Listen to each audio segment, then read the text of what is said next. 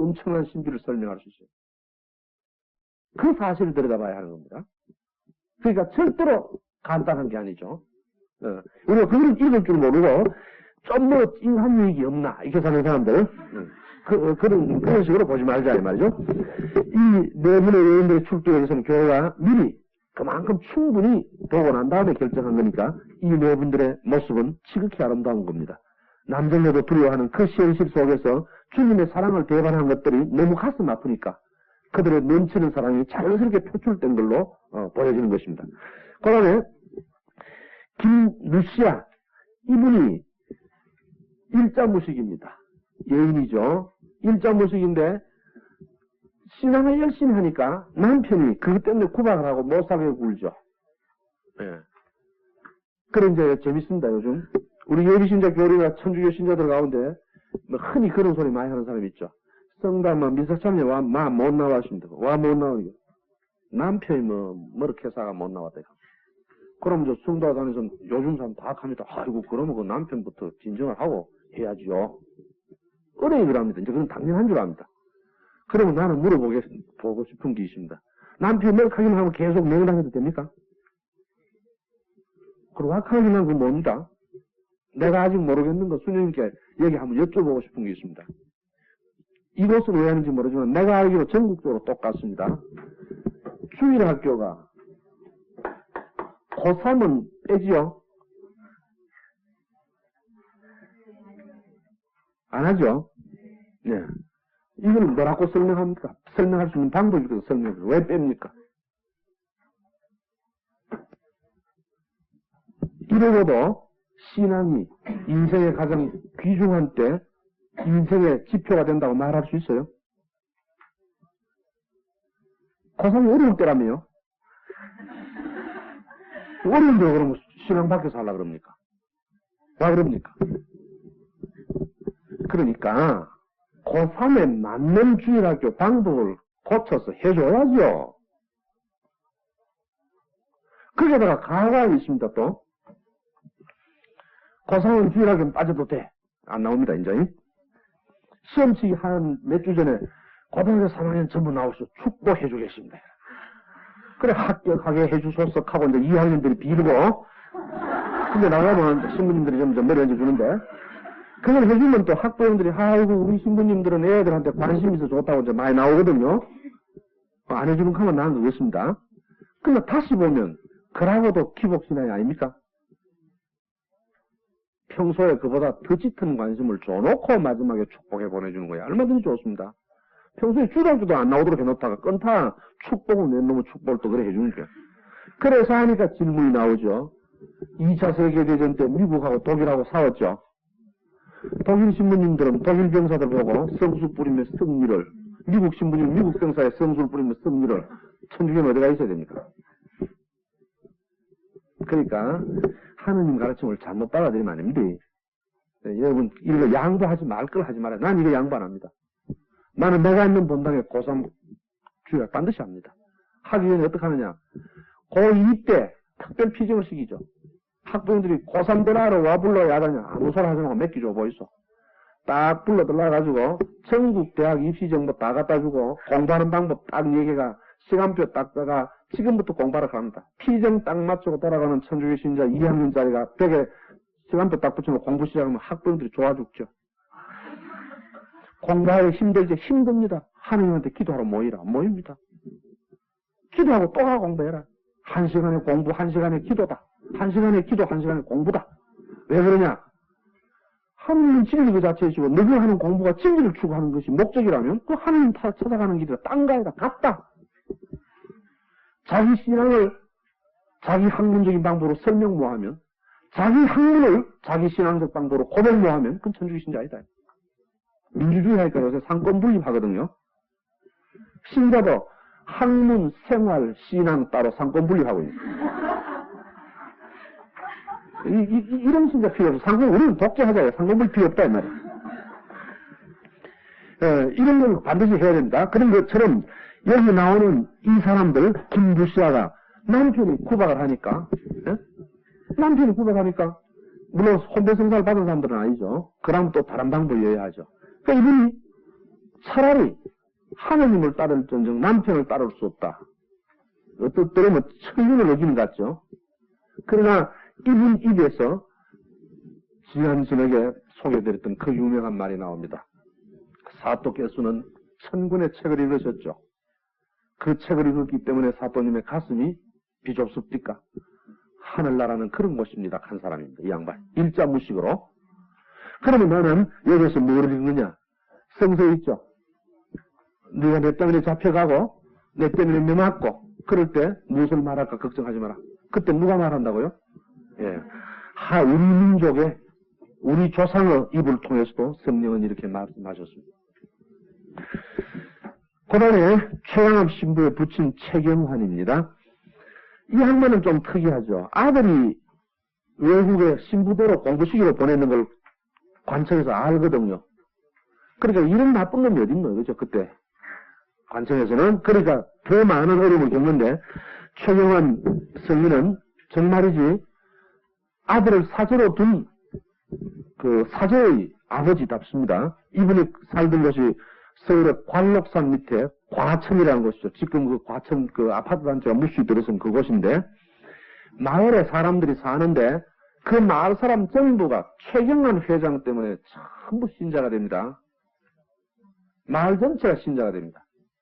그런데 이제 박해림이 떨어지죠. 전국이 공포에 뜹니다. 마을 사람들도 모두 불안해하며 최경환 회장을 바라보죠. 그때 최경환 회장이 마을 사람들에게 했는 말이 그럽니다. 불안해하지 말고 주께서 허락한 시간마다, 모든 시간마다 주께서 원하시는 일만 해라. 우리는 농부다. 농부란 주께서 원하는 농사 짓는 일이다. 일해라. 불안하거든 일해라. 그래, 걱정하나 모두 일합니다.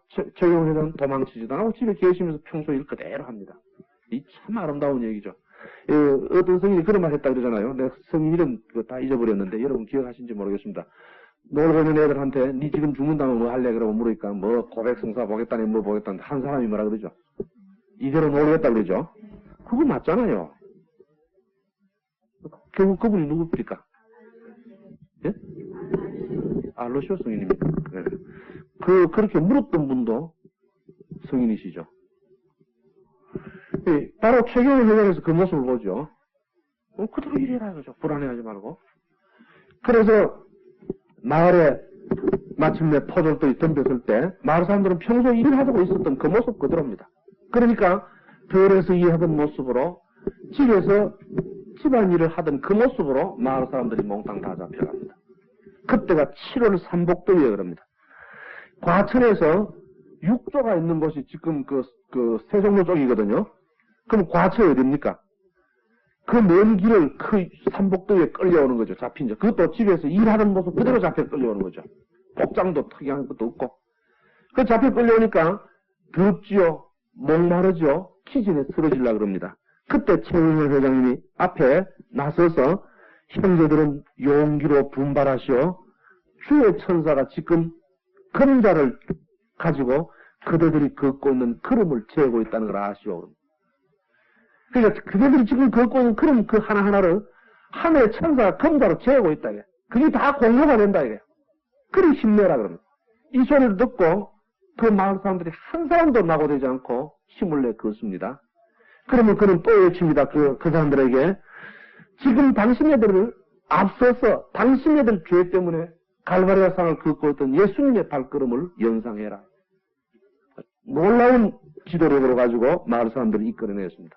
그래서 이 사제의 아버지다운 그런 모습으로 끌려갔는데 이것 때문에 말할 수 없는 매를 맞는데 이건 아마도 기적인 것 같습니다. 한국 그 형벌 기록상에 매를 그죠 400도를 맞고 사는 사람이 없습니다.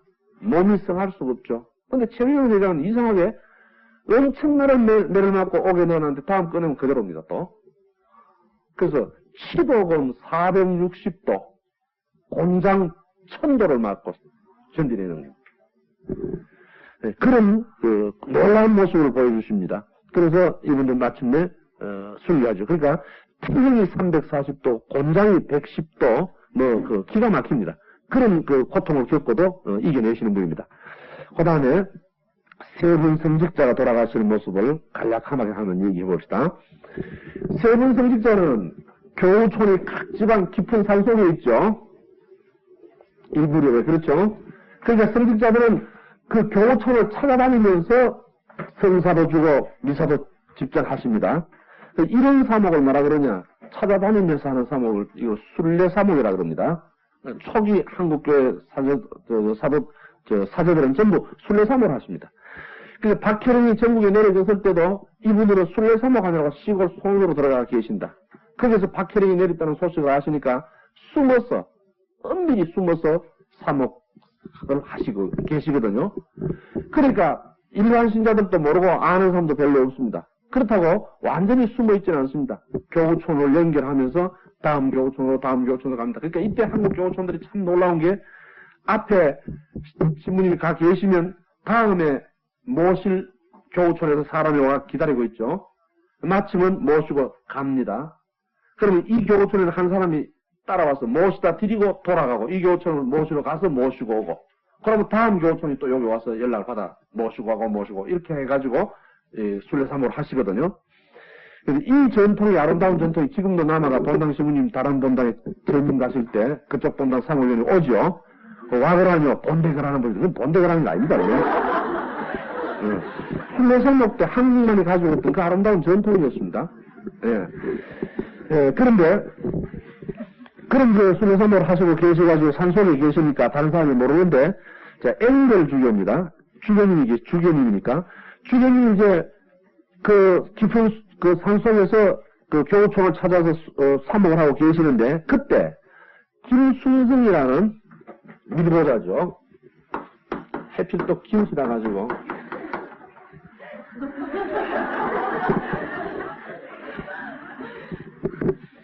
김순승이가 천주교 신자면서 밀보자인데 냉담을 했거든요. 근데 천주교 신자들 냉담한 교회가 회도하기를 바라잖아요. 가끔 가다가 이제 회도했다고 옵니다. 그럼 신자들이 회도했는가 싶어서 그 사람을 데리고 눈물겹게 회도한 걸 감사드리는 기도를 하거든요. 그럼 거기 이제 가가 그 자기 회도하며 감사해줬던 기도했던 놈을 모두 일로 바치죠, 이제. 그럼 잡혀가는 거예요. 그럼 교우들이 거기 나가지고 이제 안 만나죠. 그럼 이 사람 또 냉담 상태에 있는 거예요. 그러다가 이제 어디로 돌아다니죠. 돌아다니다 또 누구를 만나가지고, 내가 말이지, 나도 인간인데, 그 열심한 신자들이 죽었고 말이지, 그 사람 순교한 거 보고 난 놀랬다. 나 회도했다 그러거든요. 그럼 이제 또 모여가 기도하면 그거 또 일로 바치거든요. 이런 놈입니다. 그런데, 교우들은 착한 게, 백분간 회도했다 하면 또 믿어줘야 되거든요. 그렇잖아요? 회도했다 그러는데 언제 그럴 수 있습니까? 이게 이제 애를 먹는 거예요.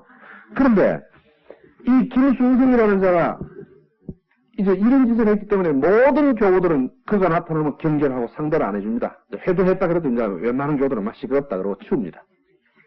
그런데 마음씨가 한없이 좋기만 한 지극히 어리석은 교우. 하긴 그렇죠. 마음씨 차가면 다 어리석잖아요. 정화경이라는 교우가 있습니다.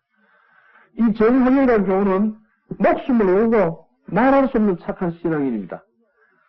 김순성이가 정화경의 그 순박함을 알고 어느 날 탁다가 눈물을 칠줄 흘리고 회도했다 그러죠. 이때 이 사람이 저지르는 일이 너무나 교활하기 때문에 아무도 안 믿는데 이 바보 같은 정화경은 그걸 또 이제 믿습니다. 뭐 믿다가 혼자만 믿었으면 괜찮은데 이제 김순성이 뭐라 하는 게 아니라 나는 회도했는데 내가 회도한 거는 전에 나를 안 믿어주지 않나, 이라. 천주교 신자들이 나를 안 믿어주는데, 내가 어버이 회도하면 전에하고는 다르다는 거죠. 뭐 어떻게 다르냐, 그러니까. 니도 알다시피 내가 이 참 천주교 신자를 막 일러 바친 그 덕택에 조정에서 나를 상당히 믿어준다. 그 말은 또 그래서 안 합니까, 그죠? 믿어준데, 이 말이야. 천주교가 어떤 건지, 주교님, 교주가 외국에서 왔다 그러니까, 한번 만나면, 한번 들어보니 천주교가 국히 나쁜 게 없다면 그 주교님이 가서 천주교는 이렇게 좋은 거라 하고 설명하면 임금님이 듣고 그래 나쁜 거 아니면 허락할 거 없더라. 그 천주교가 자꾸 숨어있지 말고 나와가지고 임금님한테 그 좋은 종교라고 말해주면 임금이 들어보고 좋다 그러면 허락을 해주면 박해 없을 거 아니냐, 이 말이죠. 내가 할아버지 조선에서도 사랑자가 주인데 지쳐가지고 천주교 설명을 한번 듣고 풀어주려고 하더라.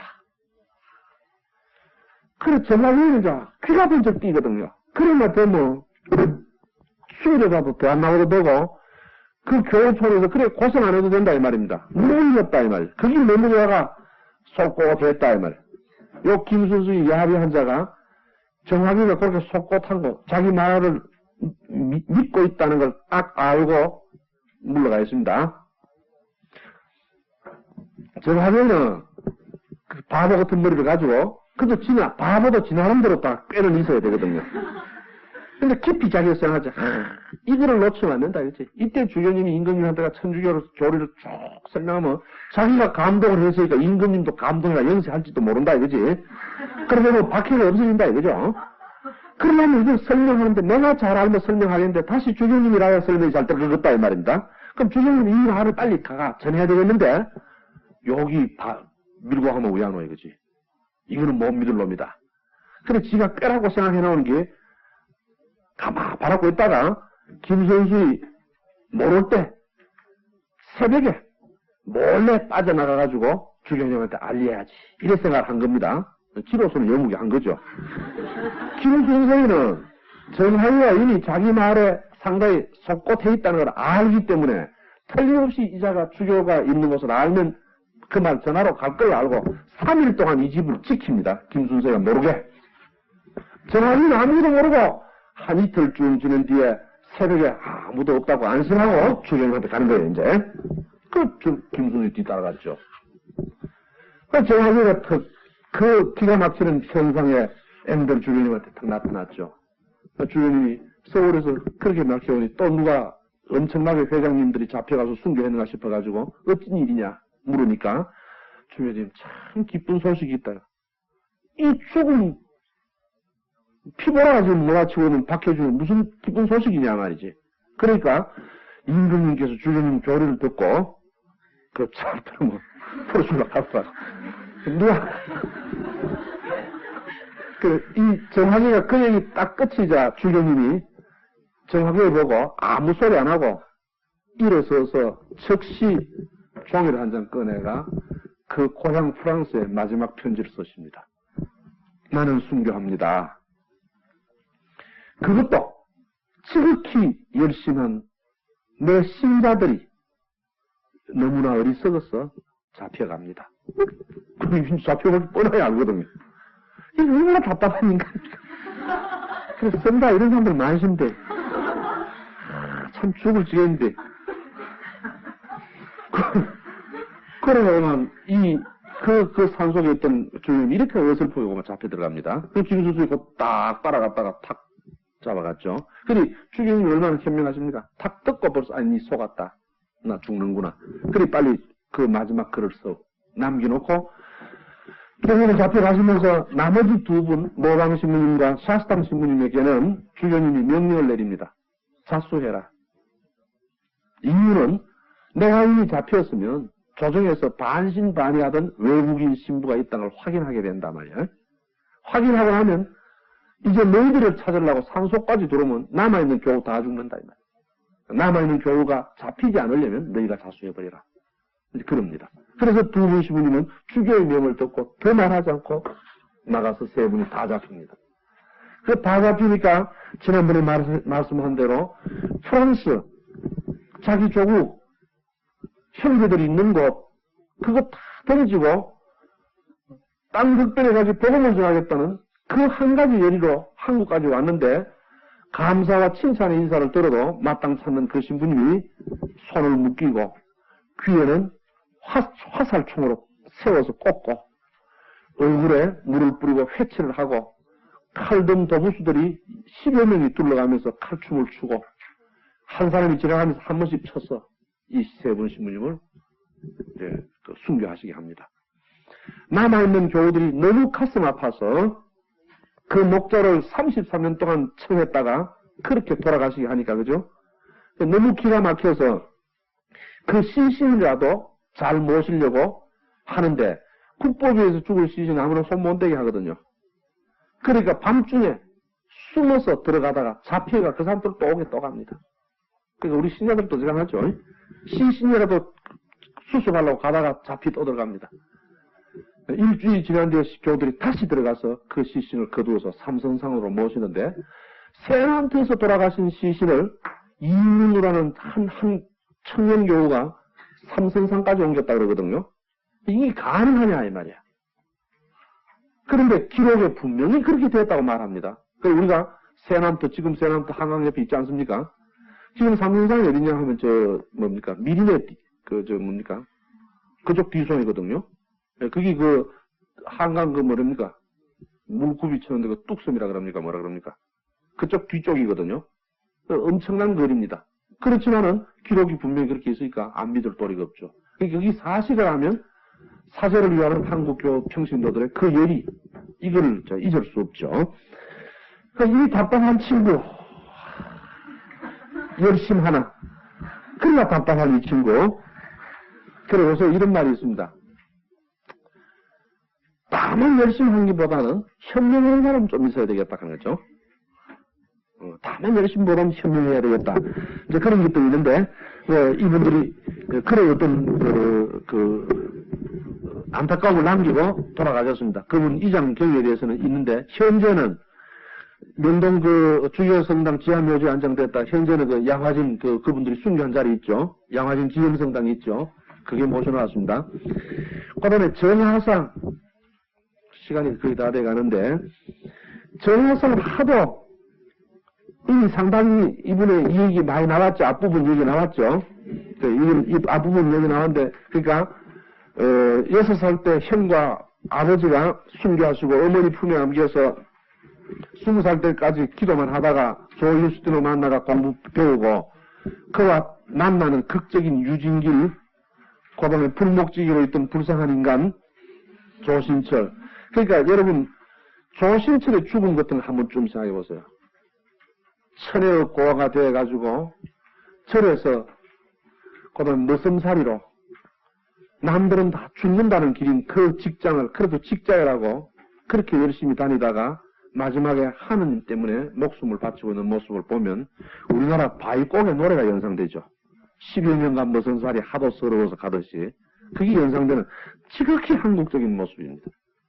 그런 기가 막힌 모습으로 보여준 사람들인데 이 정하선은 그와 연결해서 또 재밌는 몇 가지 사실이 있습니다. 그분이 이제 북경을 9차례 왔다 갔다 그랬죠. 근데 북경에 갔다가 돌아오면 그 북경 가는 길에는 동료자를 유진길과 조신철을 얻었죠.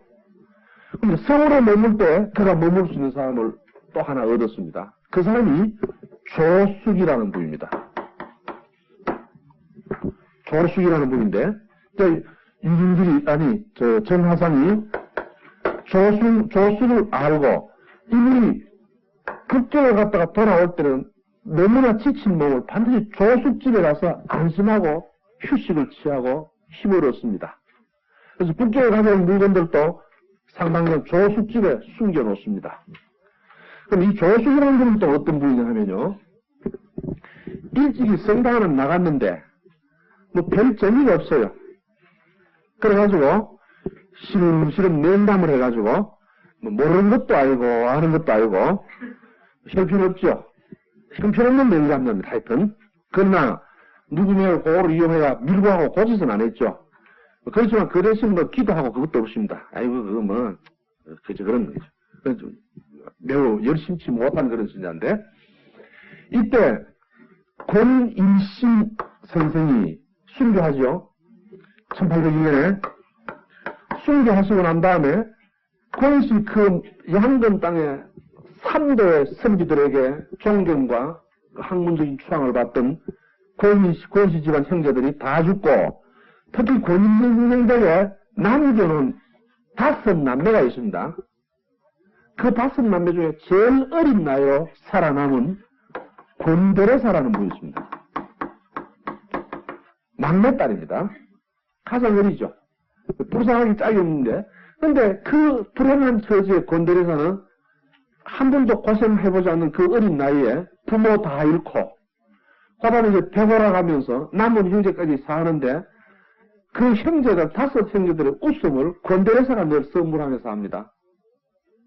그러다가 나이가 차자 주몽로 신부님을 만나가지고, 그러니까, 살아있을 때죠. 주몽로 신부님이 살아계실 때, 주몽로 신부님을 만나가지고 천년승천을 한 적이 있는데, 그 천년승천 감격을 가지고, 그 동정을 혼자 결심합니다. 그런데, 동정을 결심했지만 주몽로 신부님도 이제 돌아가시고 나니까, 살 길이 없죠. 그 이룰 수도 없습니다. 그러니까 이제 자기는 동정 지키겠다 소리를 하고 시집 안 간다 소리를 하죠. 그래서 주변에 보는 사람들은 어른도 죽고 다 없으니까 그런가 보다 하죠. 그래서 이제 권씨 문중에서 권한다. 니 혼자 시집 안 가는 법은 없으니까 시집 가거라 이거죠. 그걸 가만히 생각해보면 조선시대 시집 안 간다 그래가지고 그건 말이 안 되거든요. 그럼 가긴 가야 됩니다. 기왕이면 신자한테 가야 되는데 내가 신자한테 시집 가겠다 소리를 하면 자기 엄마 아버지가 전부 숨겨있고 권씨 가문들이 그때 별로 좋지 못하게 보고 천대하던 때인데. 그러니까 이제 하칠 수 없이 결혼하게 된 게 이 냉담 신자 이 양반하고 결혼합니다. 나이가 상당히 들어서 18살인가 넘어서 결혼하는데 권대레사는 이 양반하고 결혼하면서 이 양반이 열심히 차는 교우라는 거 잘 압니다. 그래 결혼하고 그러니까 이 권대레사의 마음이 어떤지 기가 막히죠. 기가 막힌 마음으로 결혼식하고 첫날 밤에 방에 앉았는데 조숙이 들어왔죠. 차마 말을 못하다 조숙 들어올 때 메모했는 편지 한 장을 손에서 내놓습니다. 결혼하기 전부터 자기 순결지겠다는 그 마음을 말이죠. 적어서 내줬죠. 조숙은 이제 결혼해가지고 신방에 내가 부인한테 가려고 쪽지 하나 주니까 읽어봤다. 냉담 신자가. 그 기가 막히는 게 그 쪽지를 읽고 조숙이 흔쾌히 동의합니다. 그래, 이 권대레사가 그럽니다. 이건 하느님 은총하고 어떻게, 뭐라고 말할 수 있느냐, 이거죠. 근데 기가 막힌 거는 이 냉담자가 그때부터 권대레사는 자기 뜻을 받아들인 게 너무 고마워서 조숙한테 정성을 다해 모시고, 조숙은 왠지 이건 허락했는데, 권대레사가 그때부터 잘해주는 것도 있겠지만, 조숙은 그렇게 열심한 신자가 되는데 하루하루 생활이 바뀌져요. 마침내 그들이 결혼생활 한 2년이 되었을 때 조숙은 냉담 생활했던 걸 눈물 흘리며 뉘우치면서 신앙생활에 정진하는데 가난해서 배고팠어요. 두 부부가 굶으면서 기도했죠. 처절합니다. 그 살아가는 모습이. 그래서 어떤 역경도 두려워하지 않고 어떤 가난도 고통스럽게 여기지 않고 두 분이 다 영성적으로 한없이 깊어갑니다. 이 즈음에 정하상이 이 집에 북경 다녀오면서 이 집에서 쉽니다. 그러니까 조숙은 그 뒤를 끝까지 뒷바라지 하죠. 어느 해 정하상이 북경 가면서 이제 천주교에 관계되는 선물들하고 책들하고 잘 준비해 받아가지고 싣고 이제 의주까지 와가지고 비밀리에 조심스럽게 와가지고 이걸 서울로 옮겨야 되는데 위장을 해가 덮어가지고 말을 구해다가 쪼락말을 구해다가 싣고 서울로 오는데 조숙하고 이거 위험한 거니까 날짜 약속을 했습니다. 약속한 날에 너희 집에 갈 때 너희 집에서는 각별히 조심하라. 이번에는 아주 소중한 물건 남들이 보면 큰일 나는 물건이니까 엄중히 잘 조심해서 지키자. 그러니까 약속해가 날짜를 약속해놓고 가는데 중간에 오다가 하니까 강남이가 발병이 나요 또. 그러니까 정하상이 아무리 하려고 해도 약속 날짜를 지킬 수가 없죠. 그래 할 수 없이 약속 날짜로부터 24시간 만 하루가 늦어졌습니다. 그래서 서울 성 밖에 도착하니까 교우 몇 사람이 나와있다. 정하상을 붙잡지 그 물건 가지고 서울 들어가지 말아 그럽니다. 왜 그러냐 그러니까 약속했는 날 두 분이 만나기로 약속했는 그날 조숙 부부가 토졸들한테 잡혀 들어갔다. 천주교 신자라는 게 발각이 돼가 잡혀 들어갔다. 와 발각이 됐는데 그런데 여기는 두 가지 전하는 말이 있습니다. 하나는 조숙 자신이 몸에 지니고 있던 아까 얘기했던 출기표 그죠?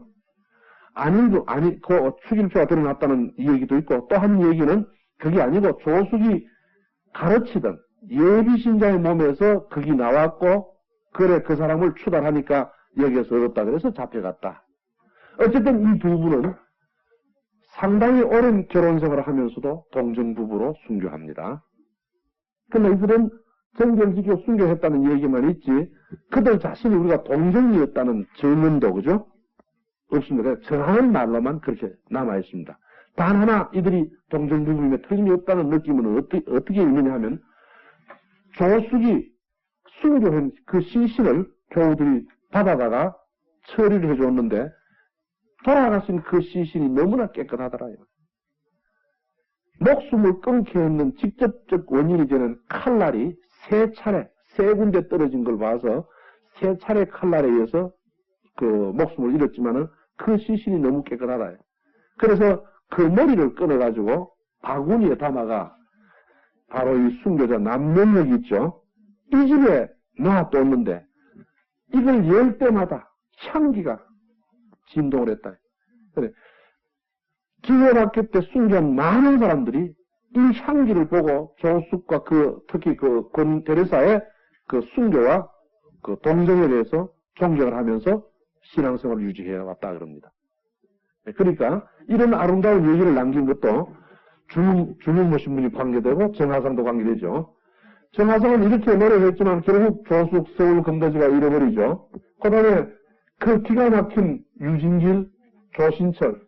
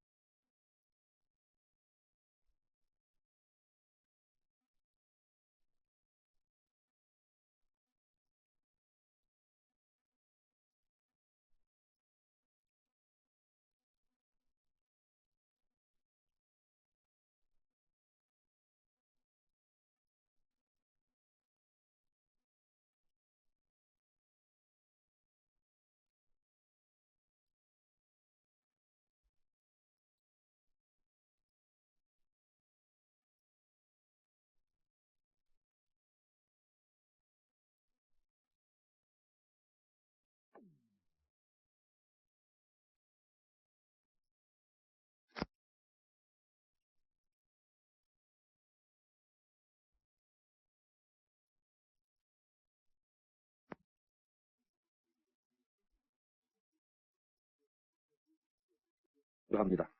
그럼 이제 좀 더 얘기를 줄여서 얼른 끝은 냅시다.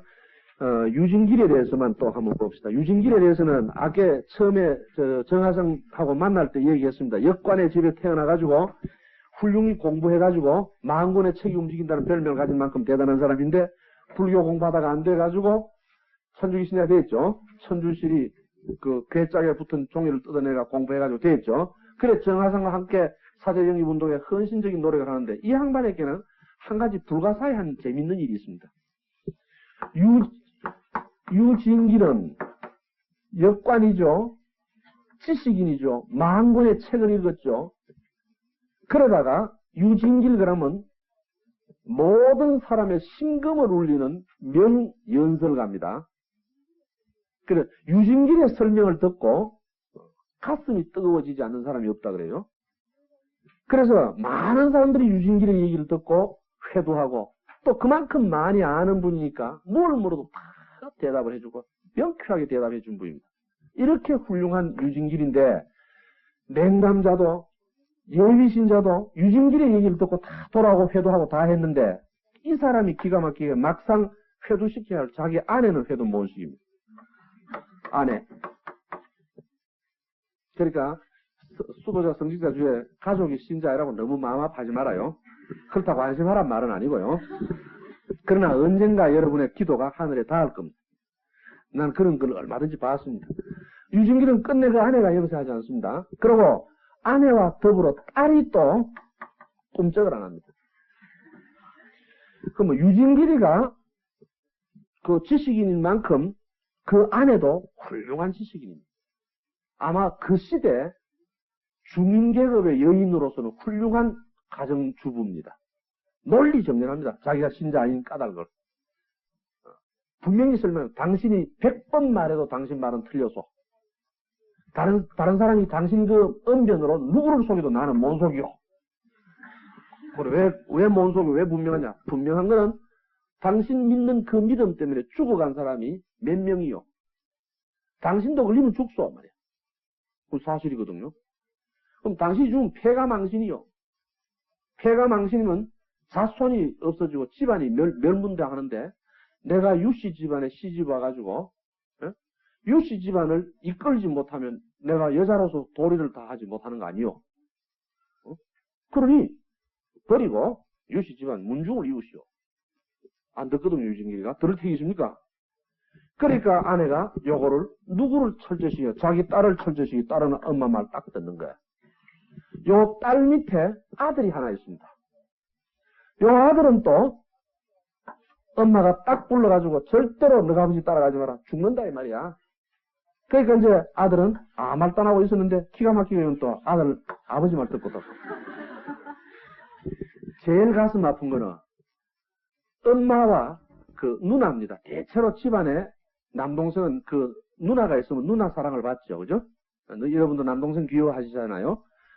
엄마의 사랑과 누나의 사랑을 담뿍 받아야 될 너무나 어린 소년이 엄마가 그만큼 밤마다 엄마 말을 한다고 괴롭힙니다. 괴롭히는데 그냥 괴롭힌 정도가 아니고 상당히 그다 지식인들이기 때문에 논리적으로 괴롭힙니다. 13살밖에 안 된 것도 손 딱 잡고 엄마가 합니다. 엄마 눈을 바로 봐라. 엄마 말을 듣나 안 듣나요? 듣겠나 안 듣겠나요? 그러다가 아버지가 믿고 있는 서학을 믿다가 누구도 죽었고 누구도 죽었고 누구도 죽었다. 지금도 아버지가 서학을 믿다는 거 아면 잡혀간다. 잡혀가면 죽는다. 너도 잡혀가면 죽는다. 그러면 너마저 죽으면 후에 후소 있나 없나? 없다. 그러면 이제 사서상경 읽어봐라 말이야. 자손을 번창케 하는 것이 가문의 할 일인데 그 네가 그럴 수 있느냐. 그러고는 이제 파이로로 엄마 눈을 봐라. 내 말을 듣겠나 안 듣겠나. 이때 그 소년의 나이 13살밖에 아닙니다. 그 13살밖에 안 된 그 어린 게 엄마의 그와 같은 논리정연하고 설득력 있는 어머니의 그 말을 복잡한 논리와 긴 얘기가 대답 안 합니다. 딱 한마디가 합니다. 어머니 말씀을 다 알겠고 어머니 말씀을 다 들어야 하겠다는 걸 알겠습니다. 그러나 순서가 있습니다. 이 말이에요. 이 소년다운 대답입니다. 아버지 말보다는 할아버지 말을 먼저 들어야 되고, 그죠? 할아버지 말보다는 하느님의 말부터 먼저 들어야 합니다. 그게 할 말이 없잖아요. 엄마 말 다 맞다요. 다 듣겠다. 그러나 그보다는 아버지 하느님의 말을 더 먼저 들어야 합니다. 그래서 그것 때문에 엄마는 물론 자기 아들을 개심시키려고 일부러 그랬겠지만은 귀염을 받아야 될 애가 은광하면 몸피우고 미움을 받습니다.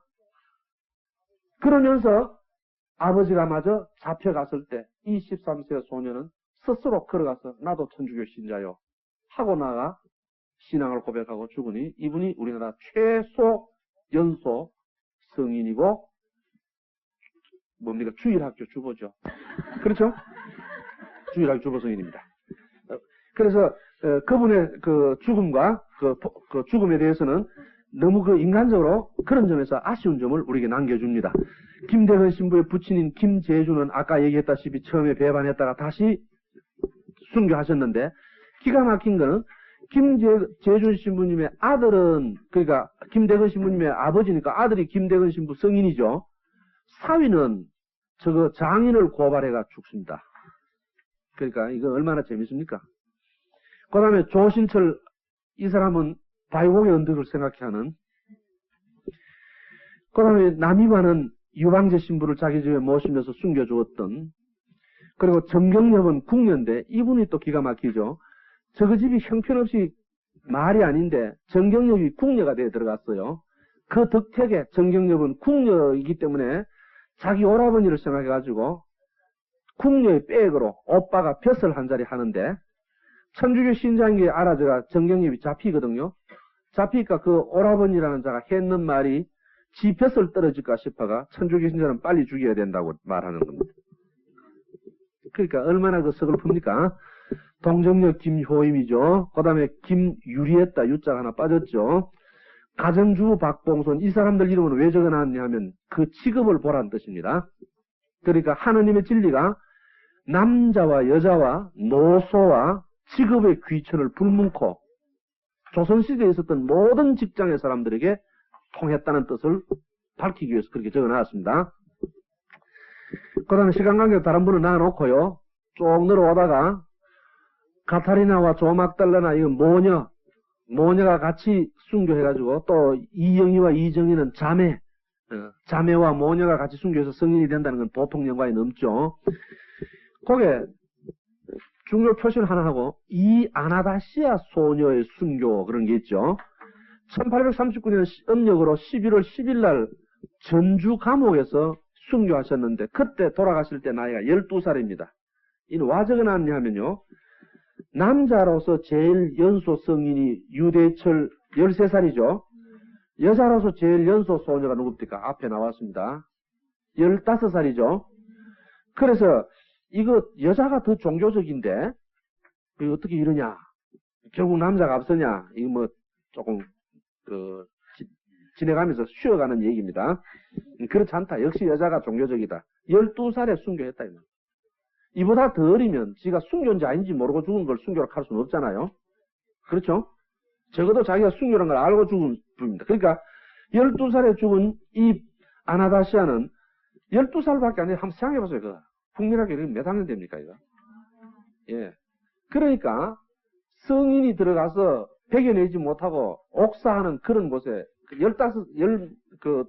2살밖에 안 되는 어린 소녀를 거기다 집어넣어 놨으니까 옥 속에서 견디지 못해 죽습니다. 위생시설이 그만큼 안 된 거죠. 그러면 이분도 성인일 텐데 왜 성인이 안 되느냐? 이 기가 막히게죠. 다른 성인들은 모두 서울에서 죽었는데 이분은 전주 감옥에서 돌아가셨거든요.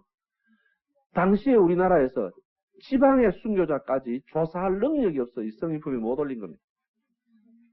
그러니까 우리는 지금까지 기회박해 이전까지 있었던 황사영이라든가 순교자들 얘기 다 들으셨죠?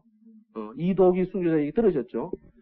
그런 분들 또 그 기회박해 때도 이와 같이 시골에서 돌아가신 이분들은 훌륭한 성인들 아닙니까?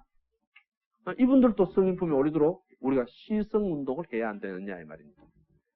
네, 기도하고 이분들을 통해서 기적이 일어나도록 우리가 기도해야 안 되겠느냐. 그 다음에 유소사는 정하상의 모친으로서 79세로 12의 고문을 받아 노인의 몸으로 견디어서서 돌아가시죠.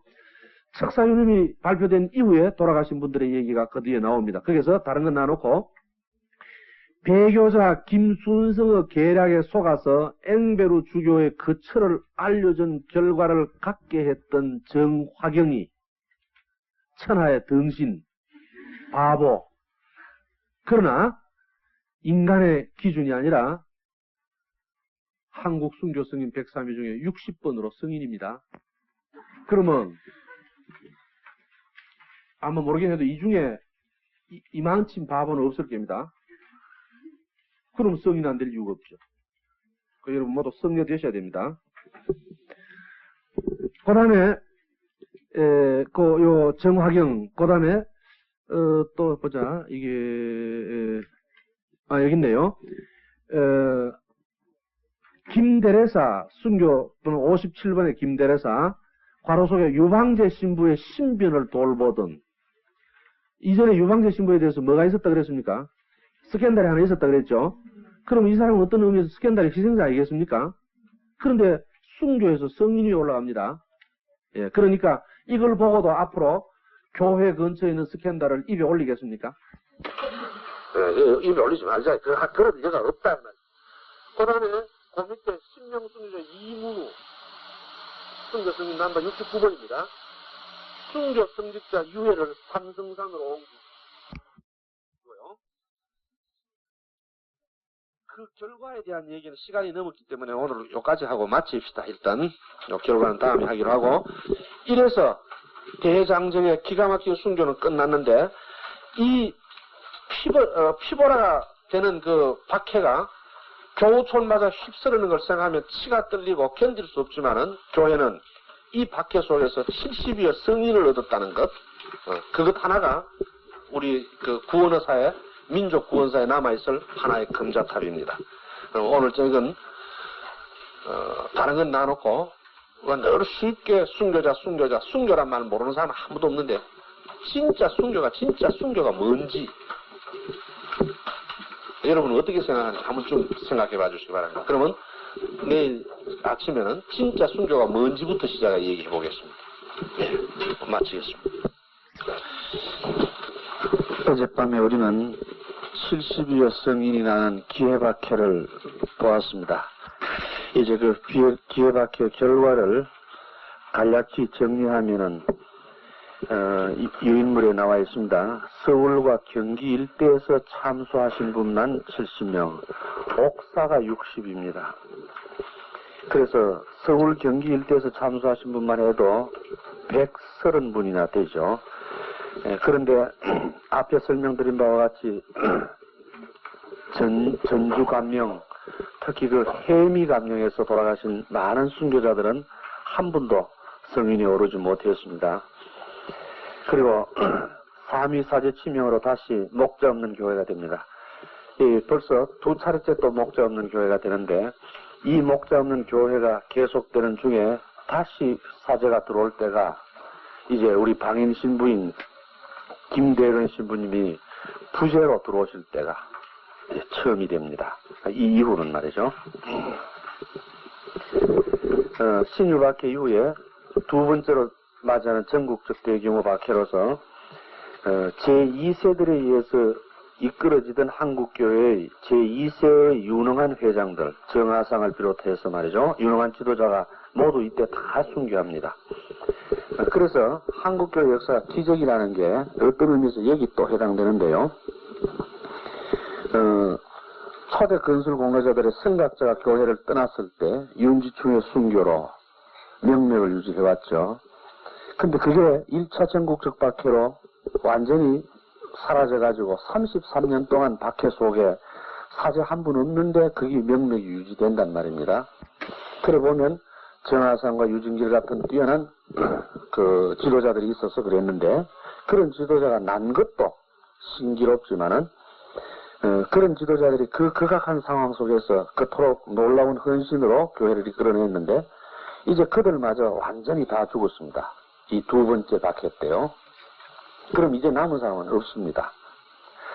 정말이지 그냥 두어도 사라져야 할 이 한국교회가 어떻게 다시 그 명맥을 잇는지 아무리 생각해도 정답이 안 나올 정도로 신비롭습니다. 외국 학자들은 한국의 천주교가 사제 없이 전달되는 게 놀랍다고 강조해서, 우리는 대체로 한국교회를 얘기할 때 단 한 분의 사제 없이 평신도에서 이루어졌다, 그걸 강조하는데, 사실은 끊임없이 목자가 없는 교회, 그러면서 끊임없이 박해 때문에 죽어가는 교회, 도시에서 살 수 없어서 교촌을 만드는 교회, 그 속에서 살아남는다는 것, 이건 상상을 초월합니다. 많은 사람들은 교회에서 얘기를 하면서 학술적인 원칙만 얘기에 들어가니까 큰 문제가 없는 것처럼 넘어갑니다만은 예컨대 신자 한 사람이 국경에 가가지고 신부님을 만나오는데 그래 한국 교회에서 파견해가지고 갔어. 예컨대 김방지가 파견돼가지고 고주교님이 파견했는 그 사람하고 만났다. 그럼 만나는가 보다 그렇게 생각합니다. 어떻게 만난단 말입니까? 얼굴도 모르는 사람이 어디서 만난단 말입니까? 그리고 이쪽에서 교우라는 신분이 드러나면 죽는데 어떻게 밀사가 아무한테나 내가 신자요 그러고 만난단 말입니까? 그 만나는 내용 한 건만 봐도 그 상상을 초월합니다. 그러니까 외국 사람과 한국 부연상에 숨어서 종으로 한 달 동안 그 신분을 숨기고 가는 것도 무서운 일이지만은 위험한 일이지만은 그가 숨겨가가지고 강을 넘어가가지고 만주 그 시장에 만주 이제 그 봉황성에 도착하면 이제 예컨대 저쪽에서 파견된 사람이 있다 합시다. 알 길이 없거든요. 이게 신분 노출 못하죠. 저쪽에서 이 사람들 보고 아무나 보고 당신 신자를 물을 수도 없습니다. 그래서 외부 사람과 접촉을 하면 부연사회 안에 있는 사람들은 그 사람이 수상한 사람이니까 즉시 그 사람을 가운데로 둘러씁니다. 사람들이. 그걸 피해야 됩니다. 이런 아슬아슬하는 일들이 매번마다 있었고 그래서 그나마 굶어 죽어서 못 만나고 얼어 죽어서 못 만나고 또 나갔지만 만나지 못해서 서로 헷갈리고 그런 참 애타는 일들이 끊임없이 연출됩니다. 또 우리는 쉽게 그냥 만나서 연결이 되고 이런 식으로 표현하지만 그렇게 표현할 수 없죠. 그래 어떤 때 한 번만 시간이 있으면 그 부분만 대해서도 상세히 한 번쯤만 들어도 얼마나 놀랍고 아슬아슬한지 기가 막히는 겁니다. 그런 거를 하나하나 의식하시면서 이 사실을 도와주셔야 되겠죠. 그래서 이제 유능한 지도자들이 모두 사라졌는데 이 사라진 한국교회의 세계교회에서는 계속해서 사제를 파견해 줍니다. 이게 참 놀라운 일이죠. 그때 유럽에서는 사제를 파견할 만한 여유가 전혀 없었는데도 불구하고 이 새로운 한국교회에 대해서 세계교회는 무척 깊은 관심을 가지고 특히 프랑스 요방정교회는 계속해서 사제를 파견합니다. 그리고 사제를 파견하고 한편 사제가 되기 위해서 외국 가서 공부하던 세 사람의 신학생 중에 최방지가 하나는 15개월 만에 죽고 남아있는 두 사람이 학업을 계속하기가 얼마나 힘들었는가. 풍토가 맞지 않아서 힘들었지만은 그것뿐만 아니라 중국에 밀란이 일어나서 그 말레피장 신학교에서 공부할 수가 없게 됩니다. 그럼 그분들은 배를 타고 피난을 갑니다. 그러니까 신학교 공부하는 동안에 마닐라에 그러니까 필리핀에 있는 마닐라에 2차례나 피난 갑니다. 그런 어려움을 겪고 같이 갔던 동료가 죽어가는 모습을 보고 또 그들 자신들도 형편없이 몸이 쇠약해가고 풍토와 기후가 맞지 않아서 그 역경을 겪으면서 공부합니다. 그런 걸 생각한다면 오늘 우리가 공부하고 사는 건 너무 편한 셈이죠. 그래서 그런 역경들을 겪으면서 공부하던 사제들이 이제 한국에 들어오게 되는데 들어오는 얘기를 김대근 신부님을 중심으로 말씀을 드리겠지만은 그 사이에 이때 순교 성인이 나오셨으니까 순교 성인이 나오는데 이 순교 성인은 순교자다 이 말이죠.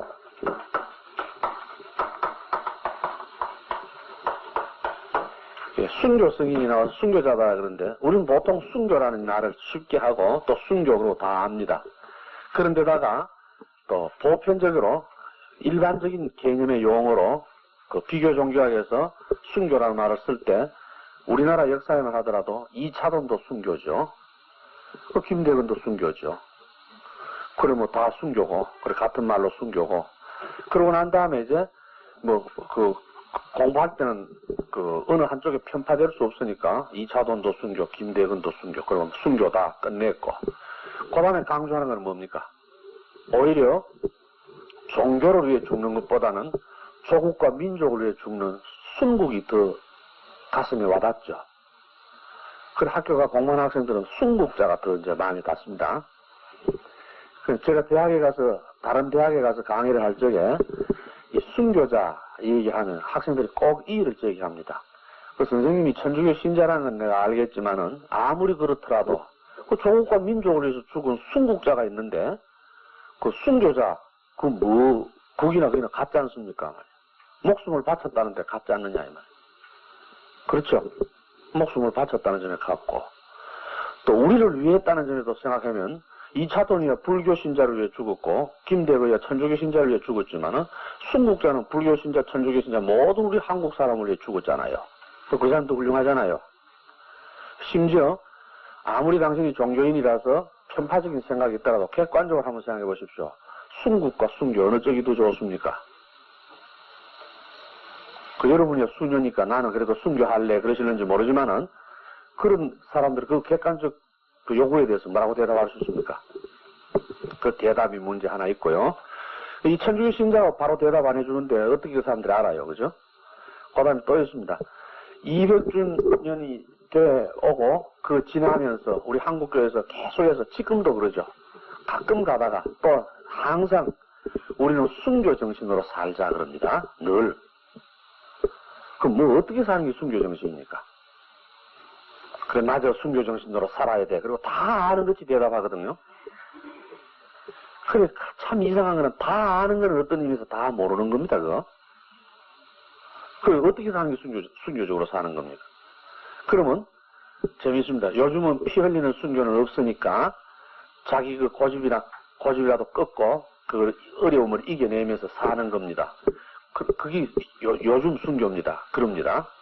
그럼 내가 참 재밌어서 묻고 싶습니다. 아, 그게 요즘 순교면 그럼 순교하고 걷기하고는 뭐가 들립니까? 그 들어보니 그 걷기네요, 그거는. 그렇죠? 희생이네, 그죠? 희생 걷기 아닙니까? 그걸 순교는, 요즘 순교는 그럼 희생 걷기가 순교입니까? 그러면 어렵게 순교 그러지 말고 희생 걷기 그러시지. 뭐 때문에 또 순교라 그럽니까? 그걸 말이야. 그 하찮은 것들을. 그래서 근본적으로 그 순교는 하나의 신심인데, 순교 신심인데, 적어도 그게 마음으로 하나의 신심으로 내게 오질 못하더라도 개념만은 분명히 해둬야 된다. 개념만은. 영어 말에 마트 이거를 우리는 순교라고 번역했다. 근데 조금 별난 얘기 같습니다만은 개념을 분명히 하기 위해서 말씀을 드려본다면 나는 이 마트를 순교로 번역한 게 번역이 잘못됐다고 나는 생각한다. 왜 그러냐? 글자를 한번 보십시오. 이 죽을 사거든요. 그 한자를 설명할 때 이렇게 쓰면 죽을 사비언 그럽니다. 죽는데 어떻게 죽느냐? 초순, 중순 그 순자거든요. 그 죽는데 순간에 그 초순, 중순은 그 짧은 기간 안에 죽는다. 뭐 때문에 그 짧은 기간에 죽느냐? 종교라는 교거든요. 그 종교에 따라서 그래 죽는다. 그런 얘기입니다. 이때 이 순자는 다분히 어디서 왔느냐 하면 우리나라 안에 특히 사반시대부터 유행하던 우리나라 아주 오래된 풍속 속에 순장제도가 있죠. 따라 죽는다. 그러니까 임금이 죽으면 그 신하들이 따라 죽습니다. 특히 사람이 같이 따라 죽는 이거를 우리나라 삼국사기에 보면요. 그 신라 22대 진흥왕입니까? 그때 와가지고 이 순장을 하지 말도록 폐똥으로 일러줍니다. 제발 사람이 죽은 것만 억울한데 그 사람 따라 같이 묻혀 죽지 마라 이 말. 그럴 필요 없다. 간곡히 얘기합니다. 꼭 그래도 그냥 묻기가 그렇게 어렵거든. 대신 만들어서 넣어라. 그래야 그 사람들이 가지고 있던 거 쓰던 거 다 같이 여가 묻어주거든요.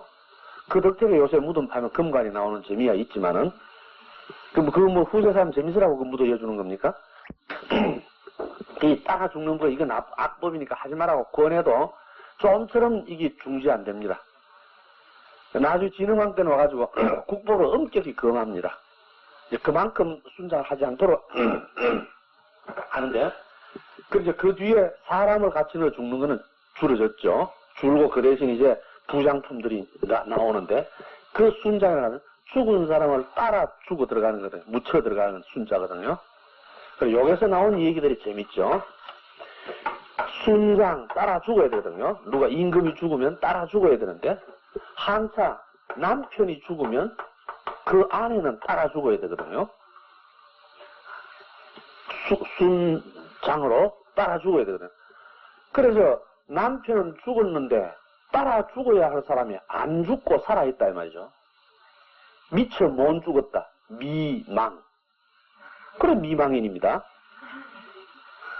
그런 점에서 생각하면 미망이라는 말은 모욕입니다. 어떤 의미에서. 그죠? 우리는 그것도 모르고 오랫동안 미망인께서 계셨는데 가만히 생각해보면 그건 모욕이죠. 남편 죽은데 아직 덜 죽은 여자다 이 말 아닙니까? 그런 순자거든요. 그러니까 순장제로에서 왔지만은 뜻이야 거기에서 왔건가나 의미만 좋으면 또 좋겠는데 그럼 그 종교에 따라 죽었다. 종교에 따라 죽었다. 그 순자가 그런 순자니까 그 다음부터 순자 나오는 학렬이 같습니다. 순구 같은 순자 학렬이거든요.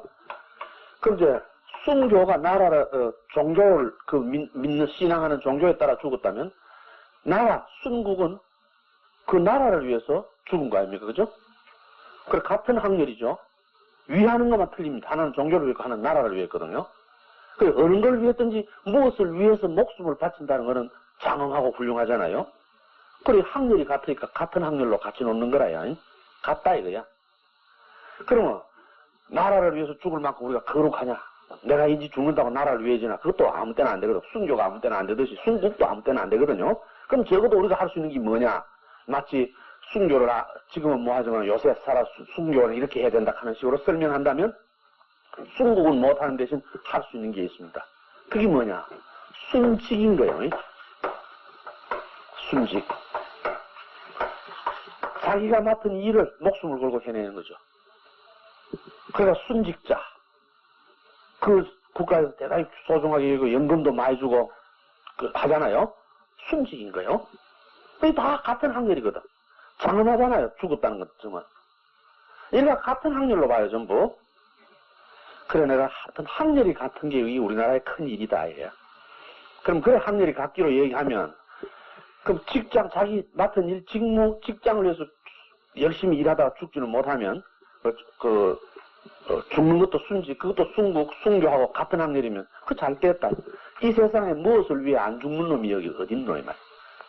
그러면, 한번 봅시다. 밥 먹다가 죽으면 순식이고, 그죠? 농사 짓다가 죽으면 순농 아닙니까? 순농. 장사하다가 죽으면 순상이고. 뭐 따라 안 죽는 게 없겠네, 그죠? 그럼 이제 모든 농민은 순농하고, 모든 장사꾼은 순상하고, 다 순자 학렬로 다 갔나, 이 말. 그게 과연 같으냐? 그럼 이 전부 같으냐, 이 말이에요. 이 전부 같으냐? 그 천주교 신자 보고 같으냐, 그러면, 글쎄, 우리도 순국자를 높이 받던다고. 그렇지만 우리도 신앙이니까 또 순교자를 높이 그러면, 나는 종교인이 아니까 순교자는 모르겠고, 하여튼 순국자는 니가 내가 같이 위하자.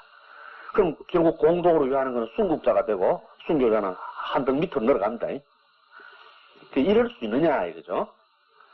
그러면 이런 거, 순자 학렬 때문에 탐할 것도 없지만은, 더 중요한 거는 본 뜻을 알아야 되겠나. 이 영어말 마둘은 실한 말, 여기서 왔죠. 이거는 원뜻이 참관인입니다. 어떤 일을 하는데 정인으로서 그 안에 앉아가 직접 본 사람, 참관인. 더 구체적으로 정거자입니다. 정인입니다. 사도행전에 요 말이 그대로 나옵니다. 뭐라고 나오느냐? 예수 그리스도는 구세주이시고 그분은 십자가에 못 박혀 돌아가셨고 부활하셨습니다. 그러고 나서 우리는 다 방금 말한 그 죽음과 부활의 증인들입니다. 예수 그리스도의 죽음과 부활을 증거하는 이들을 믿는 이들이라 그럽니다. 이들이 신앙인들입니다. 이게 신앙인들입니다. 우리는 다 그 증인. 바로 이 증인들을 그리스도의 죽음을, 그리스도의 부활을 증거하는 이 사람들을 크리스찬이라 그럽니다. 물론 의미는 조금씩 그리스도인 그런 그 직접적인 표현은 있겠죠. 그러나 그 뜻은 그런 거예요. 그렇다면 나와 여러분도 똑같이 뭡니까? 그리스도의 죽음과 부활의